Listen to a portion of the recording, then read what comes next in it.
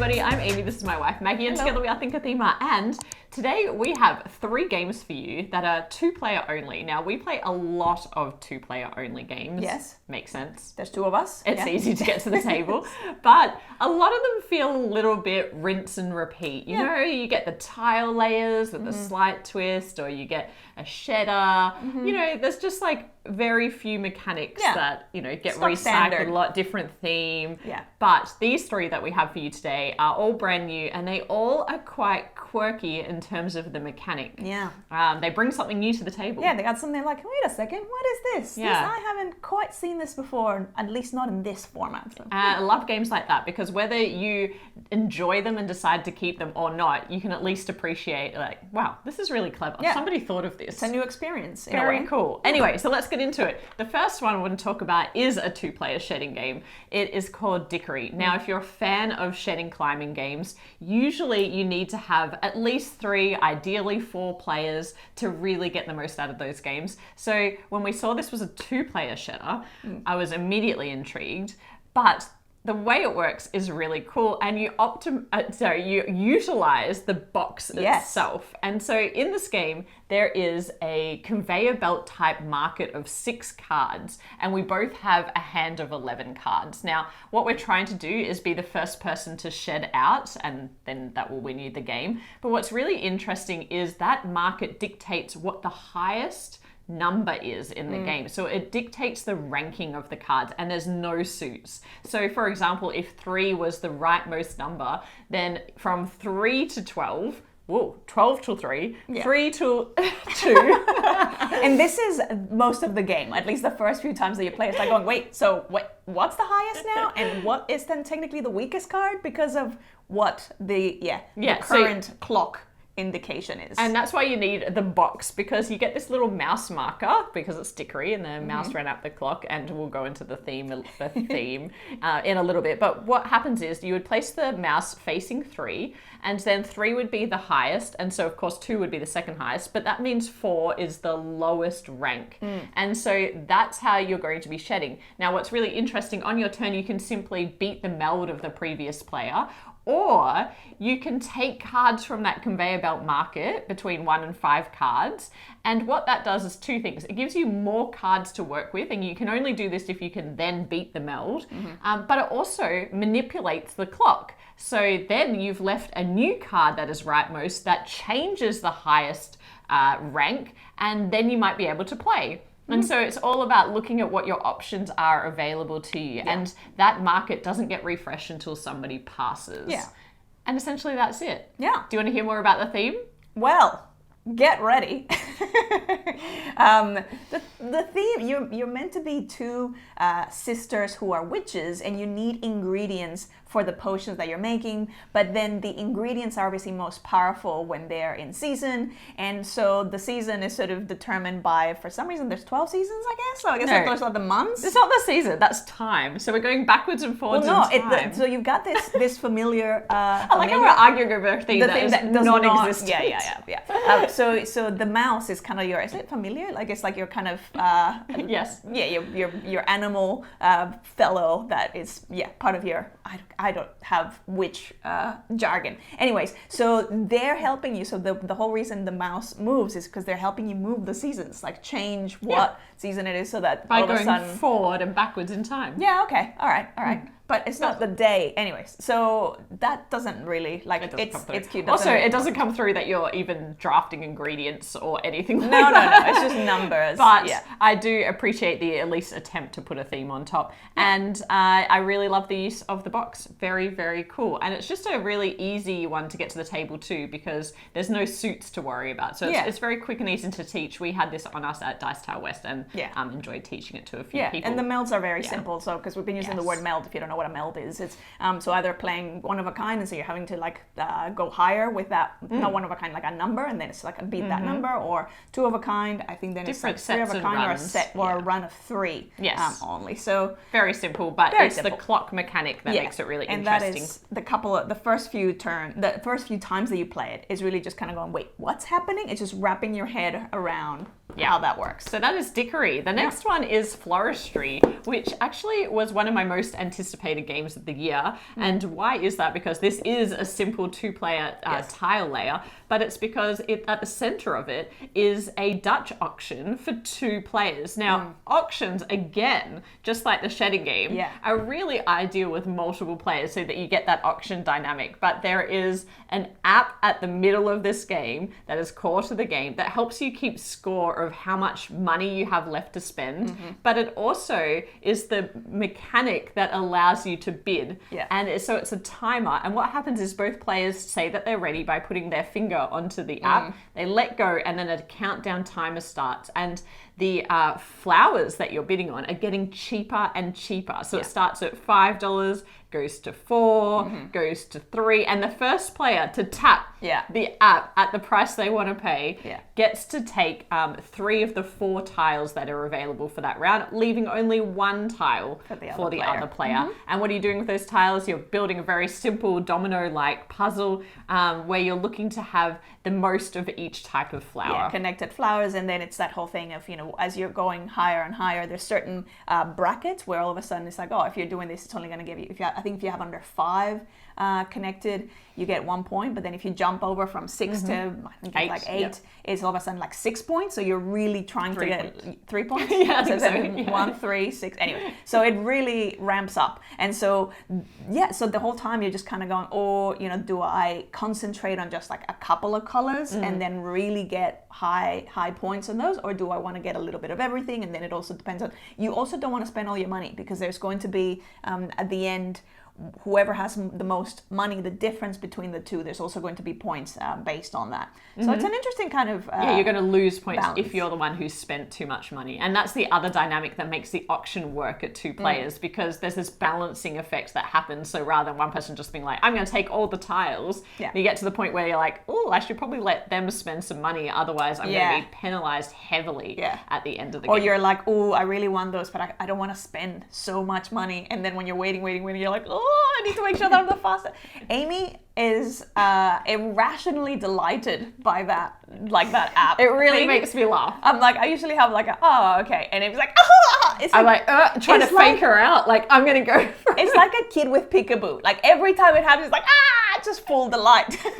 Like, it's really adorable. But I don't have the same reaction. I'm just like, oh, okay, you got it, or oh, cool, I got it. And he's like, yes, oh no, or just like laughing hysterically. I know, I really enjoy it, and the puzzle itself is super simple. Yeah, the puzzle's very simple, but it's really nice, and that it's actually quite cozy. Like the actual gameplay of it is cozy, bar that one thing of the auction that then that for brings some in people, so much competitive tension. Well, at least it does for me in my own head.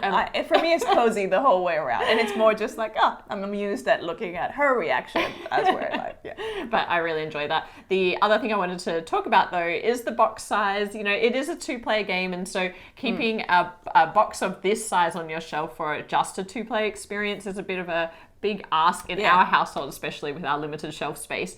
But I do want to say the components are really nice. So you get the cloth bag, you get all these beautiful chunky tiles which feel really good, and even the unnecessary little sign that stands up to tell you the scoring conditions. I even like that. It kind of sets the scene. And I also like the border that you place out to define your play space. Which you can kind of move around and but that you have to obviously, as you're constructing, you have to stay within those proportions. But you can kind of go, oh, well, maybe I'll move it a little bit further down. But not necessary, because you could play it without, just like dominoes, but it gives you this table presence that wouldn't otherwise be there. So I really like it. I just find it like a great cozy game with enough tension. This theme makes a bit more sense, because you're playing as flower shop owners, and you're trying to purchase your stock essentially to create the best display, and ultimately, obviously, the one that has the best display is represented in, for some reason, having the most connected of the one color of every type of flower. Look, this video is about clever mechanics, so we don't need to try too hard on the theme. And the last one is Tether. Tether. So this is about sending people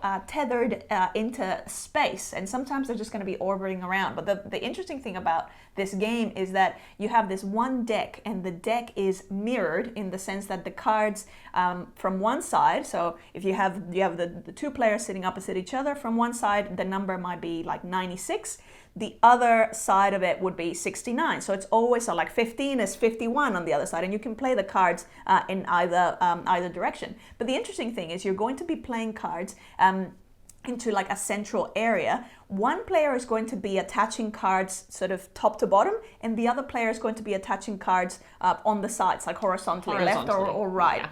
When those groups of, because then you might start having multiple groups of cards, because they have to be in sequential order. As one of those groups reaches a particular size, so I think the first one is 6 and then 10 and 14. When they reach a particular size, they'll score. And if I'm the player that is placing things top to bottom, I'm going to score for the max height, essentially, of that group. And Amy, if she's doing the left or right, she's going to score for the max width. So you're always trying to kind of compete in going, oh, I've got, these numbers. And there's also that whole puzzle of like, okay, which way? Like this is it's one number this way, but it's another completely different section of numbers the other way. Unless you have something like a 55 that is like, this is going to be a 55 either way. So it's quite interesting, because it's another one where you like, so much of the time, at least the first few games, is wrapping your head around, wait a second, how does this work, and how do I start different groups? And then sometimes you can actually join two big groups, two set groups, and that is like a wow kind of. Yeah, there's a couple of other really interesting things about the mechanics here. It's a lot about hand management, because you have the ability to swap out with the market of cards, you have the ability to draw from the deck, and you're trying to time when you actually want to place cards out. The other thing about it is, because one of you is looking at the cards one way up and you're looking at the other way up, cards have a limited use in that when a card, say the 32 gets used, well, the 23 is no longer going to be in play. And that can really disrupt what people are doing with their sequence, what your opponent's doing with their sequences. So you've got to be really careful about the cards that you make available to your opponent. You've got to be careful about when you time things, because it allows you to connect other things together. So there's a lot to think about. The other thing is the scoring is really interesting. If one player, I think, has a gap of at least 6 points between the other player, then they win immediately. Otherwise, it's when one of those very large 14 card groups gets scored. So there's a lot to think about. I struggle a bit with it visually, because what happens is, as the puzzle builds, you are trying to look at it both from what your opponent is looking at and what you're looking at. And when you're looking at it, it only makes sense to you in the direction that you're playing. So for example, I usually like to be horizontal. For some reason, it helps my brain. But when you're connecting the numbers together horizontally, nothing really makes sense the other way. So vertically, it doesn't make sense to me, but vertically, it makes sense to Maggie. So it's quite hard visually at the beginning of this game to get your head around it. What I found was the first few games were really challenging, but as you play it more and more and more, you just start to be able to connect the dots a lot quicker. And I think also the color thing is just another thing. I actually found the color, because the graphic design of it and the way that they use color coding for the section of the numbers, I actually found that really helpful, because it allowed me to at a glance go, oh, usually the 40s and 50s and 60s are in the greens.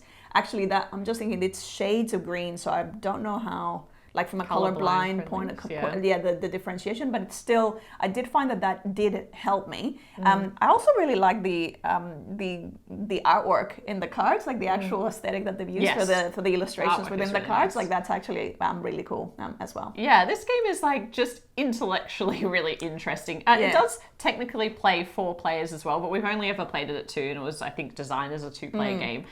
It is really like a rows and columns kind of maths feeling style game. It doesn't feel super thematic, but I actually feel like of all the games, the fact that the idea of tethering together does really feel like that, because you are bound by what your opponent's decisions are as well, and then therefore what you are able to connect. So it does come through a little bit. I find this game more like, it's just one of those games that I find more intellectually interesting and stimulating than I do find it fun. Yeah. But it's for my personal taste. Well, should we talk about let's talk about like the ranking of these. And Look, I have to say my ranking is probably like this. I would say that these for me are all in the realms of like kind of the sevens, mid sevens. Same for me. Because they're all fairly easy to get into experiences. You know, they're kind of like filler style games. Floristry, I think, would be my highest of the three, but very closely followed by Dickory, and then probably a little bit further Tether. And like maybe this is like 7.1, 7.3, and 7.4-ish. So that's probably around my ranking. This one, for some reason, just brings me that cozy joy, but also the hilarity for myself. For her, yeah, she's delighted. Of the race. The whole and I'm delighted looking at her having that. I just also think the app is really well made because it also tallies the money that you have left, and then at the end it helps you do the scoring, which I think is really clever. But don't look at your text messages in between. No, like so I we did did one have time. we did And it have a reset. scenario where it's like we were halfway through the game and something happened, and then we lost the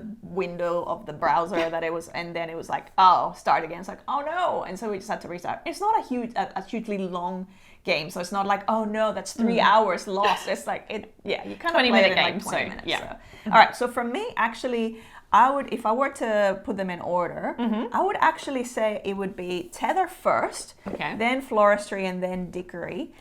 The reason for this is I feel like Tether is the one that I'm still trying to figure, like every time I play, it's like, yes, the more you play, the more you start wrapping your head around it. But I feel like, and then if you don't play for a little while, it's like, again, the first few games, you're like, wait a second, what am I doing? Because it's so different to what any other game does. So it's not like, oh, that's right, this is this type of game, or this is like a what again? So I feel like this is the one that has the most longevity for me, because I still feel like we've played this several times, and every time we go, I'm like, wait, what am I doing? And what? So that would be, and I'm surprised by that. It's like quite, abstract in that it's just connecting numbers together. Yeah, and usually like shadows are my favorite type mechanic, but I'll get to that later. So I would probably give this a 7.7 for me, and then Floristry. That's high. That is high for me. You need a lot of table space for this game, by the way. You do, because this is not something you're going to play on an airplane kind of Don't table take it to the or on airport. a train table. Take this to the airport. Yeah, exactly this. So Floristry, I love the aesthetic of it. I love, the tiles. I love, all of it. It's very cozy, but it just feels quite sort of straightforward and simple as a puzzle. And hilarious. If you're Amy, yes, or if you're me watching Amy, having this peekaboo-like reaction every single time. Then Dickory was one that, it was interesting because the first few times that I played it, I was like, ooh, like so much of it is just wrapping your head around every time that mouse moves, going, wait a second, so what's the highest and what's the lowest? And then once you start to, again, sort of get that going, it's like, oh, okay, it almost felt a bit more like it starts to play itself out a bit, or like, oh, like in terms of the shedding element. So I think this is the one that had the highest initial reaction from me, and then it's sort of on subsequent places like, oh, okay, this is the one that kind of became the simplest of all. So then, yes. So did I give a rating for this? I think I don't know. No, it's a 7. So it's you do that. Just like you learn to tune out from Maggie rambling. So this is a 7.5 for me, and this would probably be like I would say like a 7.3. So they're still similarly all in the sevens. There you go. For me. Yeah. Well, that's 3 games that we found really mechanically interesting. So if you enjoy 2-player games, at least try and check these out. I think they'll really make you kind of go, that's really interesting and different. We hope you enjoyed this video. If you did, please let us know in the comments, like the video, and subscribe to the channel if you haven't already. And we'll be back with more board game content soon. But otherwise, bye for now. Bye.